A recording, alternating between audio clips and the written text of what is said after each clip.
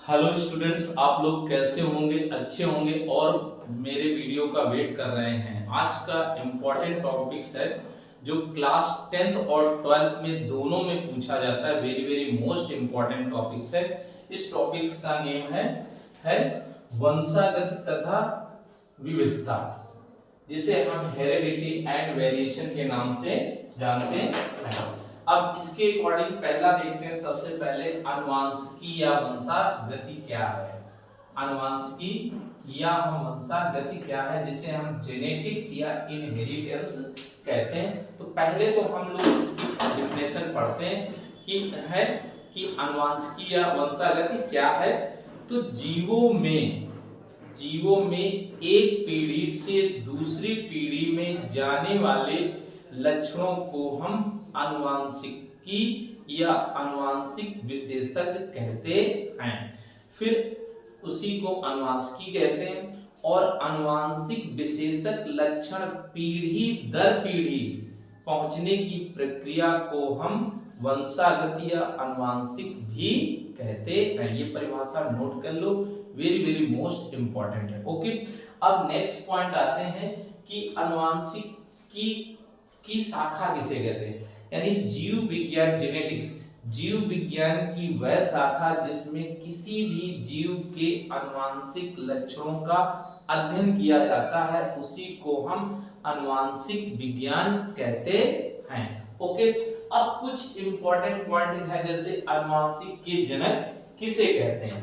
तो आनुवंशिक के जनक को हम ग्रेगर जॉन मेंडल कहते हैं। क्या कहते हैं? ग्रेगर जॉन मेंडल कहते हैं। अब नेक्स्ट होता है आनुवंशिक शब्द का प्रयोग फर्स्ट टाइम में किसने दिया था। आनुवंशिक शब्द का प्रयोग फर्स्ट टाइम बेटसन और ने 1905 में दिया था। अब इंपॉर्टेंट कुछ पॉइंट है, जैसे हम क्या कहते हैं, आनुवंशिकी के वाहक, आनुवंशिक वाहक क्या कहलाते हैं? गुणसूत्र कहलाते हैं, जिन्हें हम क्रोमोसोम्स कहते हैं। अब नेक्स्ट पॉइंट आता है गुणसूत्र की खोज किसने की। स्ट्रासबर्गर ने 1887 यानी 1887 में खोज की थी। नेक्स्ट आते हैं गुणसूत्र नाम किसने दिया था। गुणसूत्र नाम वर्डेयर ने 1888 में दिया था। फिर आते हैं नेक्स्ट, आनुवंशिक पदार्थ क्या है। तो आनुवंशिक पदार्थ हमारा डीएनए है, जिसे डीऑक्सीराइबोन्यूक्लिक अम्ल कहते हैं। इसके बाद आनुवंशिक इकाई क्या है।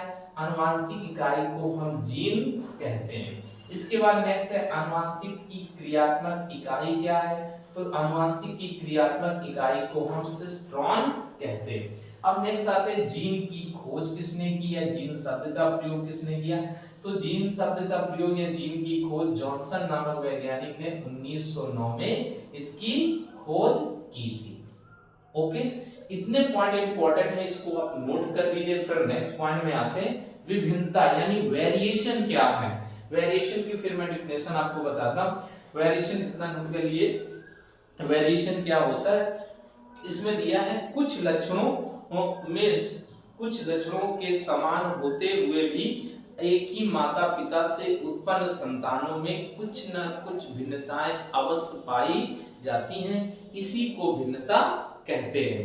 जैसे सगे भाई बहन में कुछ न कुछ भिन्न अवश्य पाई जाती हैं।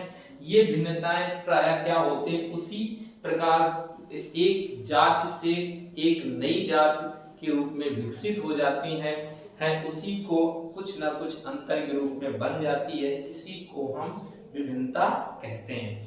अब विभिन्नताएं क्या होती है। विभिन्नताएं दो प्रकार की होती है, जिसमें एक क्या पहली विभिन्नता है जिसे हम दैहिक विभिन्नता कहते हैं। दूसरी क्या है, जननिक विभिन्नता है। तो दैहिक विभिन्नता को हम जो सोमैटिक डाइवर्सिटी के विभिन्नता कहते हैं। तो दैहिक क्या है, वातावरणीय दशाओं में रहन सहन जीवों का पालन पोषण करना, शिक्षा और जलवायु आदि में होने में पाई जाने वाली भिन्नता को हम दैहिक विभिन्नता कहते हैं। जननिक विभिन्नता क्या होती है, किसी जीव के पदार्थ में आनुवंशिक पदार्थ डीएनए या जीन में जो परिवर्तन हो जाता है, जिसके कारण जननिक में कुछ न कुछ परिवर्तन होते हैं, उसी को हम जननिक विभिन्नता या जर्नल वेरिएशन कहते हैं। अब नेक्स्ट आता है अनुवांशिकी की नींव किसने दी। तो कुछ इंपॉर्टेंट थ्योरी है। अनुवांशिक के जन्मदाता ग्रेगर जॉन मेंडल कहते हैं।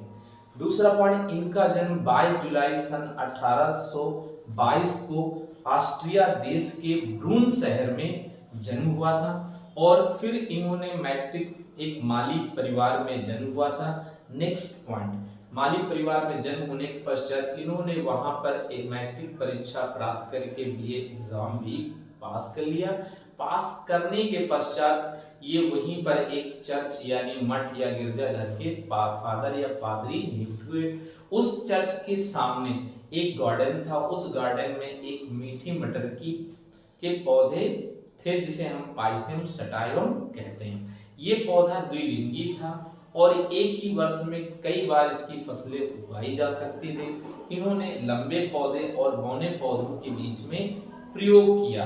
ये प्रयोग इन्होंने कम से कम 7 से 8 वर्ष तक किया। ये वेरी वेरी मोस्ट इंपॉर्टेंट है क्योंकि ये क्वेश्चन नेक्स्ट 2026 में पूछा गया है। वेरी वेरी इंपॉर्टेंट पूछ लिया, इसलिए कहीं से भी क्वेश्चन पूछ सकते हैं। और वीडियो को लास्ट तक आप देखते रहिए क्योंकि वेरी मोस्ट इंपॉर्टेंट है। और ध्यान रखिए कि वीडियो का चैनल सब्सक्राइब कर दिए, लाइक करिए, बेल आइकन भी दबा दीजिए जिससे नेक्स्ट वीडियो आपको मिलते रहे।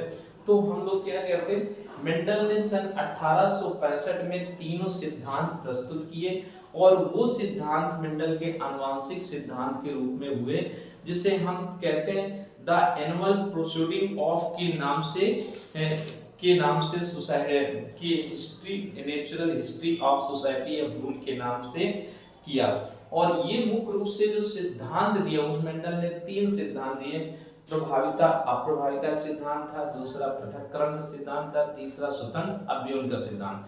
इन सिद्धांतों में F1 पीढ़ी, F2 पीढ़ी और F3 पीढ़ी का भी इन्होंने उल्लेख किया था। ओके, इसके बाद इन्होंने क्या किया था, इनकी 1866 में इनकी डेथ हो गई। 16 साल तक कोई नहीं ध्यान दिया। फिर 19वीं सदी में 3 वैज्ञानिकों ने यानी हॉलैंड के ह्यूगो डे व्रीज ने, जर्मनी के कार्ल कोरेंस ने और ऑस्ट्रिया के सेर माइक नामक वैज्ञानिकों ने अपना प्रयोग किया। हाँ हेलो स्टूडेंट्स, अब नेक्स्ट हम लोग स्टडी करेंगे इसका है मेंडल की सफलता के कारण क्या। मेंडल की सफलता आप लोग इसको नोट भी कर लीजिए। मेंडल की सफलता के कारण कुछ इंपॉर्टेंट है। मेंडल ने एक ही समय पर एक ही लक्षण वाले वंशागति का पहला अध्ययन किया। दूसरा इन्होंने क्या किया, मेंडल ने अपने प्रयोग में F1 पीढ़ी और F2 पीढ़ी के अतिरिक्त अगली पीढ़ियों का भी इन्होंने प्रयोग किया। तीसरा पॉइंट, मेंडल ने अपने प्रयोग में जो भी किया उन्होंने एक आंकड़ों का एक नोटबुक में तैयार करके कंप्लीट कर दिया। ओके, इसके माध्यम से इन्होंने ये भी फिक्स किया कि मेंडल ने अपने प्रयोग में शुद्ध नस्ल वाले पौधे, मीठी मटर के पौधे का सेलेक्ट किया जिसे हम पाइसियम सटाइवम कहते हैं। और ये पौधा कैसा होता है, एक वर्ष में ये 3 बार उगाया जाता है, यानी इसका लाइफ साइकिल या लाइफ स्टाइल क्या है, 3 से 4 माह तक होती है। और मेंडल ने अपने इसमें शुद्ध लक्षणों को ही चयन करके नेक्स्ट पीढ़ी में किया ये, और स्वपरागण द्वारा नई पीढ़ी से उन्होंने शुद्ध नस्ल वाले पौधों को प्राप्त किया। अब नेक्स्ट पॉइंट आते हैं, मेंडल के कुछ इंपॉर्टेंट पॉइंट है जो मेंडल के ने दिए और मेंडल के अकॉर्डिंग उन्होंने, मेंडल का पौधा कैसा होता है, द्विलिंगी होता है जिसमें नर तथा मादा जन्नान यानी पुंकेसर और स्त्री केसर प्रेजेंट होते हैं जिसके कारण यह सेल्फ पॉलिनेशन होता है और सेल्फ पॉलिनेशन की वजह से इसमें एम्ब्रियो या भ्रूण का डेवलपमेंट होता है। ओके, अब आते हैं वेरी मोस्ट इंपॉर्टेंट है, मेंडल के 7 जोड़ी विपरीत लक्षण क्या है। मेंडल के 7 जोड़ी जो विपरीत लक्षण है जिसमें लक्षण पहला कॉलम होगा, दूसरा हमारा प्रभावी कॉलम और तीसरा हमारा अप्रभावी कॉलम है। जिसमें पहला लक्षण आता है तने की लंबाई। तने की लंबाई में प्रभावी लक्षण होता है जिसे लंबापन या टॉल कहते हैं। दूसरा होता है अप्रभावी जिसे हम डॉर्फ यानी बौनापन कहते हैं। दूसरा नेक्स्ट आते हैं पुष्प की स्थिति क्या, पुष्प की स्थिति अच्छी भाग होती है यानी पुष्प के अच्छ भाग में होते हैं और कच्छस यानी टर्मिनल पॉइंट कच्छ भाग में स्थित होते हैं उसे टर्मिनल पॉइंट कहते हैं। तीसरा आता है पुष्प की स्थिति, पुष्प की स्थिति के अकॉर्डिंग से अच्छी है। और फिर आते हैं पुष्प का रंग कैसा, पुष्प का रंग बैंगनी रंग होता है और अप्रभावी में सफेद रंग होता है। इसके बाद फिफ्थ पॉइंट में आते हैं, फली की स्थिति कैसी है, फूली हुई होती है तथा पिचकी हुई या संकीर्ण होती है।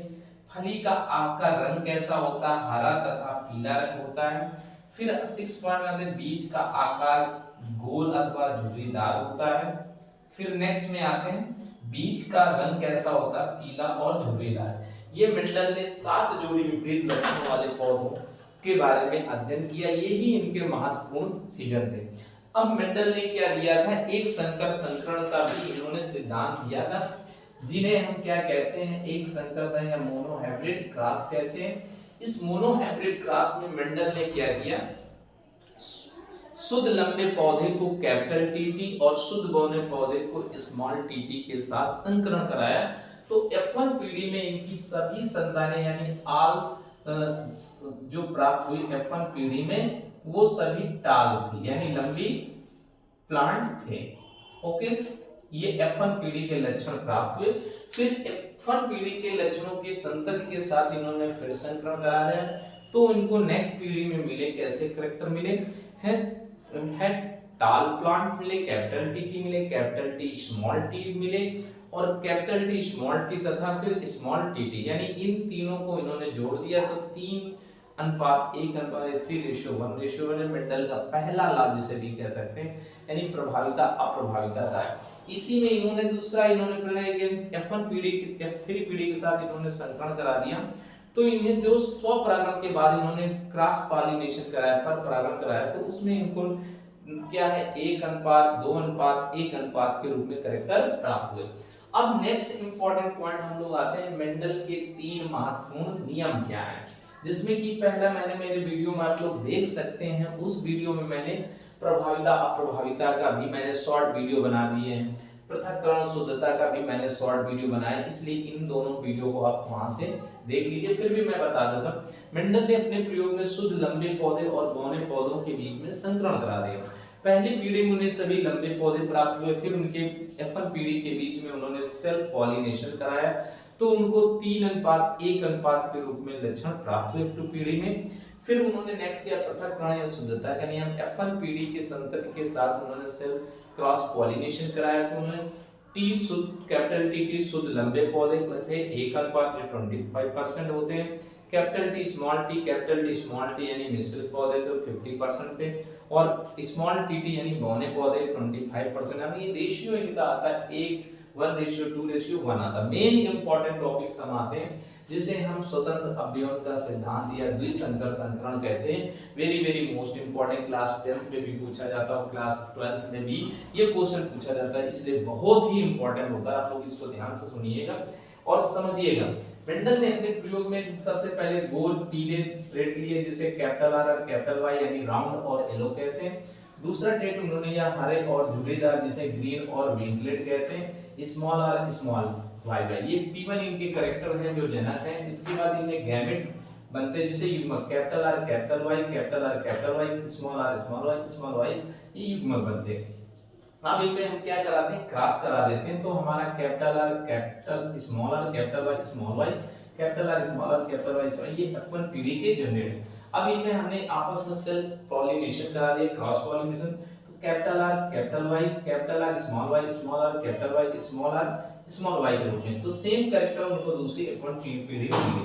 अब इस कैरेक्टर को इन्होंने क्या किया, तीसरी पीढ़ी यानी F3 पीढ़ी को ज्ञात करने के लिए इन्होंने क्या किया, capital R capital Y carrier, इस प्रकार से हमने 16 खानों का चक्कर बोर्ड बनाया जो पुनेट नामक साइंटिस्ट ने दिया था। तो capital R capital Y small R capital Y small same वैसे साथ क्रॉस कराया। तो अब हमको यहाँ पर ट्रेड जो मिले हैं, तो कैपिटल आर कैपिटल वाई है, कैपिटल वाई स्मॉल वाई है, कैपिटल आर कैपिटल वाई है, कैपिटल वाई स्मॉल वाई। फिर next capital R small Y का करते हैं, तो capital R capital Y small R है, फिर कैपिटल आर स्मॉल वाई है, capital R capital Y small R, इस फिर कैपिटल आर स्मॉल वाई है, फिर स्मॉल आर कैपिटल वाई के साथ में नेक्स्ट कराते हैं। तो देखिए क्या capital R small capital Y है, capital R capital Y small Y है, स्मॉल आर कैपिटल वाई है, small R capital Y small R. Last point में आते हैं स्मॉल आर वाई और स्मॉल तो इसमें देखते हैं capital R small R capital Y small, capital R small R capital Y small R small Y और स्मॉल आर ये लक्षण प्राप्त हुए। ये कौन से पीढ़ी थे? F3 पीढ़ी, जिसे हम गोल पीढ़ी के नाम से जानते हैं। क्या जानते हैं? गोल पीढ़ी के नाम से जानते हैं। इनके रेशियो कितना था? 1 2 3 4 5 6 7 8 9। जो मैंने डॉट रखे हैं रेड कलर के, ये यही दर्शाते हैं ये हमारे गोल पीले हैं। अब हरे रंग के लक्षण के लिए मैंने क्या किया है? गोल हरे 3 ट्रेड है, यानी ये हमारे हैं और ये हरे रंग के जो मैंने डॉट रखा दिए गोल हरे बिंदु होते हैं, ठीक है, जो रखे गए। इसके बाद नेक्स्ट मैंने क्या रखा है? पीले पीले झुर्रीदार रखे हैं। पीले झुर्रीदार को मैंने नीले ड्रॉप से डॉट रख दिया जिससे पहचान सको ये 3 रेशियो। और इसके बाद लास्ट मैंने रखा है जो मुख्य रूप से क्या होते हैं? हरे और झुर्रीदार होते हैं। इन हरे झुर्रीदार पौधों को हमने क्या किया? नीचे से डॉट कर दिया। जो हरे झुर्रीदार होते हैं जिनका रेशियो होता है 9 रेशियो 3 रेशियो 3 रेशियो 1 रेशियो होता है। इस प्रकार से ये मेंडल का है वंशागत का वेरिएशन है। वेरी मोस्ट इंपॉर्टेंट, आप लोग जरूर देखिए और वीडियो को सब्सक्राइब करिए, लाइक करिए, बेल आइकन दबाइए। Okay, thanks. Next video next में मिलेंगे। ओके।